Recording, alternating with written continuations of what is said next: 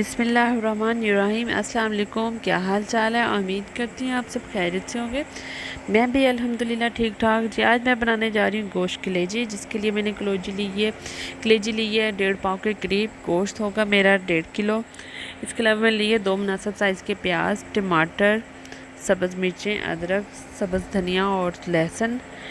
इसके अलावा स्पाइसेस में नमक, मिर्च और हल्दी वगैरह फ़िलहाल मैं वो ऐड करूँगी, बाकी कोई मसाला हमने ऐड नहीं करना। ये गोश्त डाल दिया मैंने। गोश्त डालने के बाद साथ मैंने कलेजी डाल दी। कलेजी डालते फिर मेरे साथ प्याज और लहसुन वो हम ऐड कर देंगे। इसके अलावा स्पाइसेस में मैं ले रही हूँ नमक, मिर्च और हल्दी।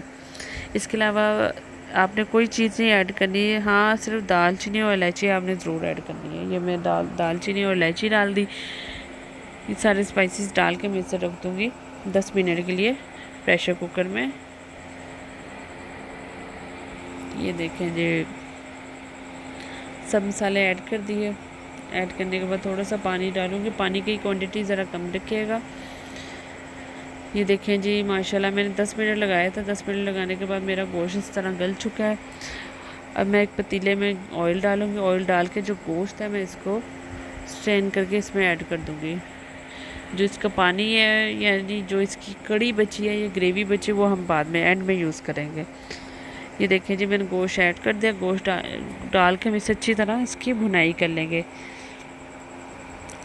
इस लेवल पे आकर जब गोश्त हमारा आधा भुन जाए, फिर मैं इसके अंदर बाकी सारे स्पाइसेस डालूँगी। ये गोश्त को मैंने 5 मिनट फ्राई किया। फ्राई करने के बाद मैंने इसमें अब डालूँगी टमाटर। टमाटर आपके सामने देख लें कितने हैं, 4 से 5 अदद मेरे टमाटर थे। प्याज का इस्तेमाल ज़रा कम किया करें, क्योंकि प्याज से जो हमारा सालन का टेक्सचर है वो ज़रा मिठास पे आ जाता है। इसलिए अगर आपने कड़ी बनानी है, ग्रेवी टाइप बनाना है, तो फिर ज़्यादा टमाटर या योगर्ट यूज़ करें। ये सब्ज़ मिर्चें और अदरक मैंने अब डाला है। इसको हमने अच्छी तरह मैश कर लिया। आप सिलबट्टे पर बेशक पीस लें, वो भी ऐड कर दें। ऐड करने के बाद हम गोश्त को अच्छी तरह भून लेंगे। गोश्त की जितनी अच्छी भुनाई होगी ना, गोश्त का टेस्ट उतना ही ज़बरदस्त आएगा। 2 से 3 अदद साबुत हरी मिर्चें डाल दी। ये काली मिर्च मैं ऐड कर रही हूँ। अब जो हमारे स्पाइस रह गए थे, जिसमें हमारा है ज़ीरा है, सूखा धनिया है, वो ऐड कर दूँगी। ज़ीरा मैं इस लाइव स्टेज पर नहीं डालूँगी, ज़ीरा मैं एंड में डालूँगी। ये मैंने सूखा धनिया डाल दिया। नमक मुझे कम लगा था, नमक मैंने और ऐड किया है। ये डालने के बाद हम अब इसे अच्छी तरह भून लेंगे। भुनाई निकल जाता है मुंह से, भून लेंगे। ये देखिए जी, माशाल्लाह माशाल्लाह क्या ज़बरदस्त लुक आ रही है,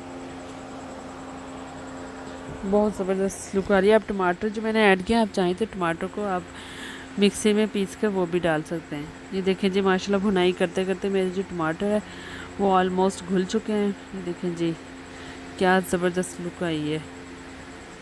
माशाल्लाह मेरा सालन हो चुका है रेडी। अब हम इसे सर्व करेंगे।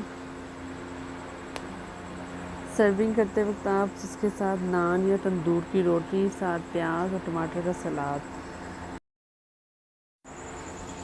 अब हम डाल देंगे सब्ज़ धनिया ऊपर। सब्ज़ धनिया डालने के बाद मेरी डिश हो चुकी है कंप्लीट। अब इसे सर्व करें। आपने मेरी इस रेसिपी को ज़रूर ट्राई करना है और कमेंट करके बताना है कि कैसी लगी। मैंने इसको सर्व किया था तंदूर की रोटी के साथ।